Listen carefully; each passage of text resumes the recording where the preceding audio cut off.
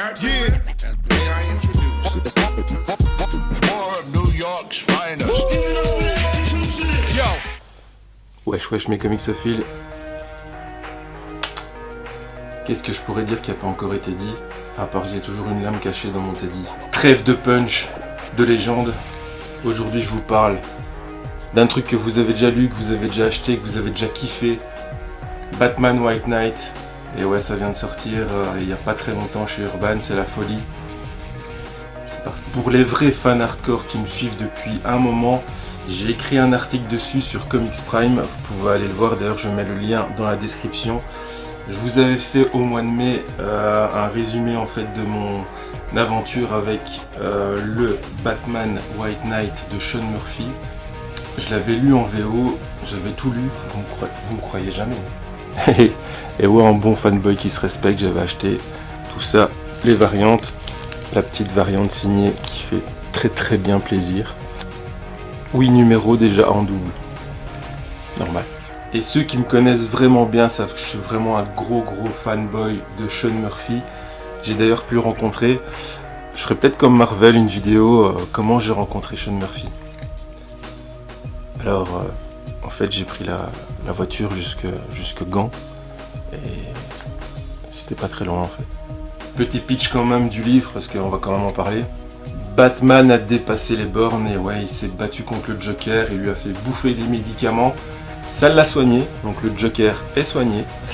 Et décide de se venger et d'attaquer le GCPD et Batman pour justice abusive en fait.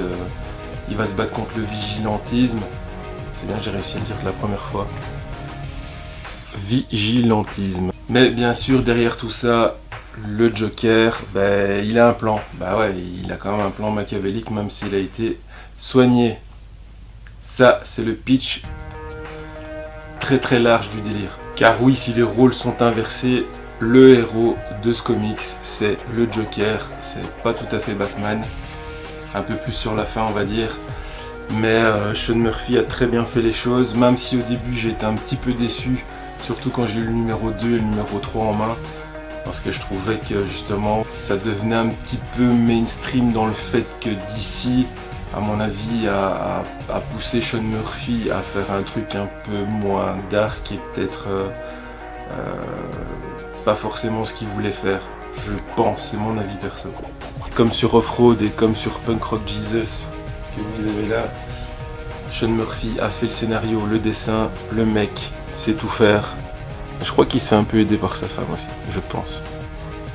Après pour moi ce récit ça reste un récit légendaire pour Batman. Par rapport à tout ce qu'on a eu sur Batman ces dernières années, ça rentre vraiment dans la légende. Donc c'est un must-have pour les Batmanophiles que vous êtes et que vous avez déjà acheté ce comics, j'en suis sûr et certain. Vous allez me dire, est-ce que tu l'as relu en français? Bien évidemment, je l'ai relu en français, mais pas en couleur. Et ouais, j'ai relu cette édition-là, l'édition Black and White de Urban Comics, qui est complètement sold out, bien évidemment, tellement elle est magnifique. Tous les dessins de Sean Murphy prennent une ampleur dingue, malgré que la couleur de Matt Hollingsworth, donc son coloriste attitré,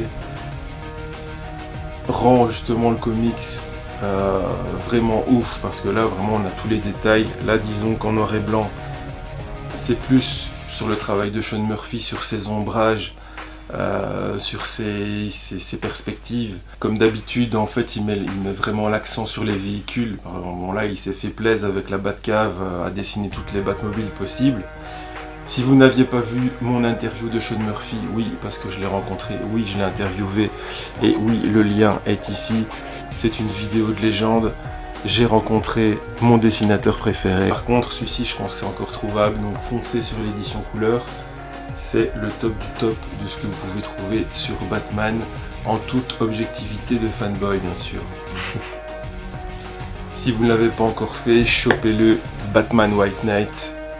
Sur Batman, Sean Murphy, c'est le top. Bon, moi je suis pas très objectif sur le coup. Je suis trop fan. Tout ce que Sean Murphy a fait, j'ai quasiment tout. Enfin, pas encore. Déjà, je sais que tu as certaines choses qui m'intéressent. Pour vous dire, c'est assez chaud. C'est un Nick et Père Nono sont déjà passés. Je me suis pécho ma première CGC.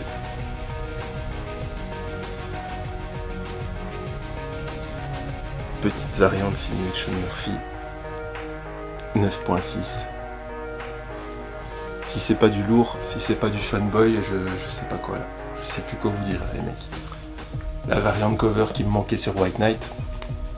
Ouh. Cette review est finie, enfin si on peut appeler ça une review. C'était plutôt une ode à Sean Gordon Murphy. Lisez des comics, écoutez du bon son et lisez du Sean Murphy les potos. Peace. 2 trucs que j'ai oubliés. Premièrement, bon, ce comics, il n'y a pas de prix, ce comics c'est un prix en lui-même. Deuxièmement, Sean Murphy nous fait une suite. Donc ça débarque en 2019. Soyez prêts. Ok? Peace.